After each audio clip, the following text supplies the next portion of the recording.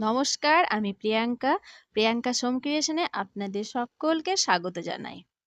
শীত চলে যাওয়ার আগে কিন্তু এই রেসিপিটা অবশ্যই একবার বাড়িতে বানিয়ে খেয়ে নিন।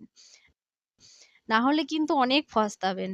সত্যি বলছি, এটা যা হয় খেতে গরম গরম ভাতের সঙ্গে, মানে দুর্দান্ত স্বাদের। এর স্বাদ কিন্তু ভোলা যাবে না আরকি।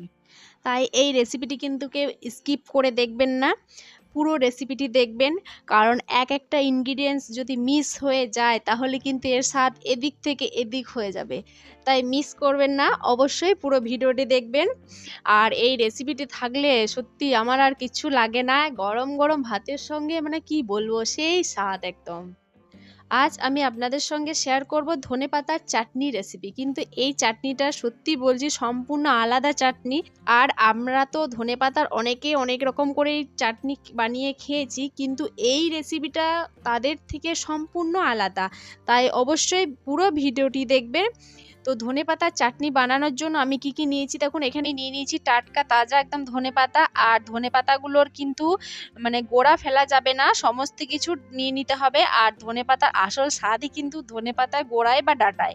এখানে নিয়েছি কাঁচা বাদাম, বাদামগুলোকে খোসা ছাড়িয়ে নিয়েছি, 2টো কাঁচা লঙ্কা নিয়েছি, একটা টমেটো, পেঁয়াজ আর রসুন।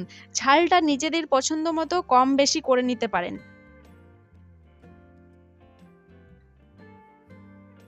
বাস এইগুলো কিন্তু এখন আমি সাইডে রাখলাম। এবার কিন্তু আমি গ্যাসের ফ্লেমটাকে অন করে বসিয়ে দিলাম একটা কড়াই। কড়াইটা ভালো করে গরম করে নেব। কড়াই ভালো করে গরম হয়ে গেলে এর মধ্যে দিয়ে দিলাম আমি সর্ষের তেল। আর এই রেসিপিটির জন্য কিন্তু সর্ষের তেলই লাগবে, কোনো সাদা তেলে কিন্তু এই রেসিপিটা ভালো লাগবে না। আর দেখুন সর্ষের তেলটা দিয়ে ভালো করে গরম করে নিয়েছি। এর মধ্যে আমি কালো জিরে ফোড়ন দিয়ে দিলাম। এই কালো জিরে থেকে সুন্দর গন্ধ বের হতে শুরু করেছে। এখন দিয়ে দিলাম আমি কুচনো পেঁয়াজ। আর এই রেসিপিটির জন্য আমি যতগুলো নিয়েছি ততগুলোই কিন্তু নিতে হবে, একটাও ইনগ্রেডিয়েন্টস মিস করা যাবে না। পেঁয়াজটাকে ভালো করে ভেজে নিলাম। তারপর কিন্তু আমি দিয়ে দিলাম রসুনটা। যেহেতু পেঁয়াজ আর রসুনের মধ্যে কাঁচা একটু গন্ধ থাকে, ওইগুলোকে প্রথমে ভালো করে ভেজে নিয়ে তারপর বাদাম, টমেটো আর কাঁচা লঙ্কা একসঙ্গে দিয়ে গ্যাসের ফ্লেমটা লোতে রেখে এগুলোকে ভালো করে ভেজে নেব। আর একটু সময় নিয়ে ভেজে নিতে হবে, যাতে বাদামের কাঁচা গন্ধটাও চলে যায় আর কি, বাদামটা যেন ভালোভাবে ভাজা হয়। আর এই যে টমেটোগুলোকে আমি মাঝের থেকে একটু কেটে নিচ্ছি, তাহলে তাড়াতাড়ির মধ্যে টমেটোটা সেদ্ধ হয়ে যাবে। আমার চ্যানেলে নতুন কোনো বন্ধু হয়ে থাকলে অবশ্যই চ্যানেলটিকে সাবস্ক্রাইব করে পাশে থাকা বেল আইকনটি প্রেস করুন, যাতে আমার দেওয়া রেসিপির নোটিফিকেশন সর্বপ্রথম আপনার কাছেই পৌঁছায়। এই রেসিপিটির জন্য কোনো রকমের মশলার প্রয়োজন নেই।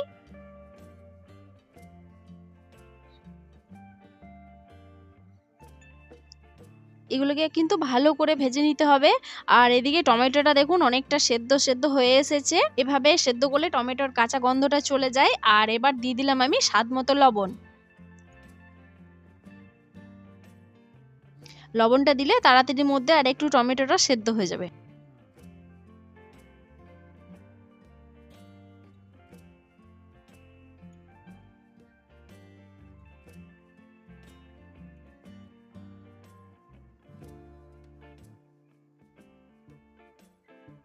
আর এগুলো ভাজা হয়ে গিয়েছে এখন। এখন আমি এর মধ্যে যে ধনেপাতাগুলো কেটে রেখেছিলাম, সেই ধনেপাতাটা আমি এখন এর মধ্যে দিয়ে ভালো করে আবার ভেজে নেব।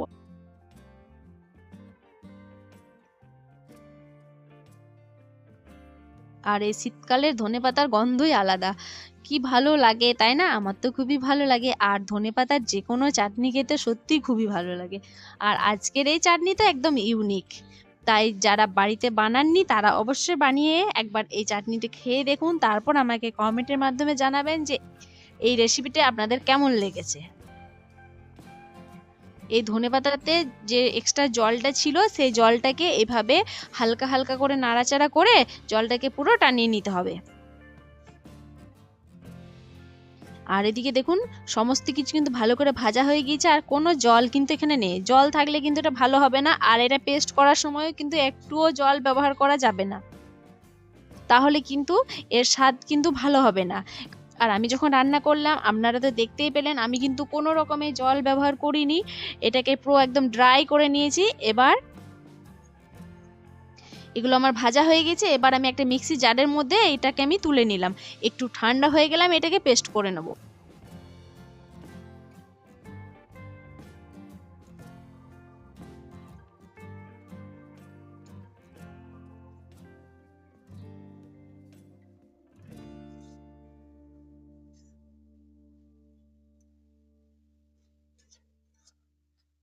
আর এটা যখন আমি এখানে তুলছি, এত সুন্দর এখান থেকে একটা ফ্লেভার বেরিয়েছে না, মানে কি বলবো, কি দারুণ ফ্লেভারটা বেরিয়েছে। সমস্ত কিছু মিক্স করে ভাজার যে একটা গন্ধ, এটাতেই কিন্তু আমার জিভে জল চলে এলো।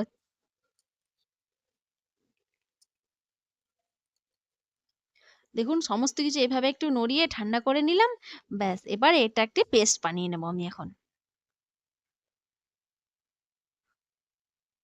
আর এদিকে দেখুন পেস্ট রেডি। আর কি সুন্দর হয়েছে দেখুন, কি দারুণ ফ্লেভার। আপনাদের দেখে কি মনে হয়েছে এটার পর কি আর কোনো কিছু দরকার আছে ভাতের সঙ্গে? গরম গরম ভাতের সঙ্গে এই ধনেপাতার চাটনি জাস্ট অসাধারণ লাগে, মানে কি বলবো, দারুণ। তাই অবশ্যই একবার এটা এইভাবে বাড়িতে ট্রাই করুন, আশা করছি আপনাদের খুবই ভালো লাগবে। দেখুন এবার একটা আমি বাটির মধ্যে তুলে নিচ্ছি। আর আমি তো বললামই যে এটাতে কোনো রকম জল কিন্তু ব্যবহার করা যাবে না। এটা দেখুন কতটা মানে মোটা হয়েছে। আর এই চাটনিটা দেখুন, এটা যেমন দেখতেও লোভনীয়, খেতেও কিন্তু সুস্বাদু। বাটিতে তুলে নিলেই গরম গরম ভাতের সঙ্গে পরিবেশন করার জন্য রেডি ধনেপাতার চাটনি রেসিপি। আজকের রেসিপি আপনাদের কেমন লাগলো অবশ্যই কমেন্টের মাধ্যমে জানাবেন। আর ভালো লাগলে একটা লাইক দিয়ে প্রিয়জনদের সঙ্গে বেশি বেশি করে শেয়ার করবেন। ভালো থাকবেন, সুস্থ থাকবেন। দেখা হবে নেক্সট ভিডিওতে নতুন একটা রেসিপি নিয়ে। ধন্যবাদ।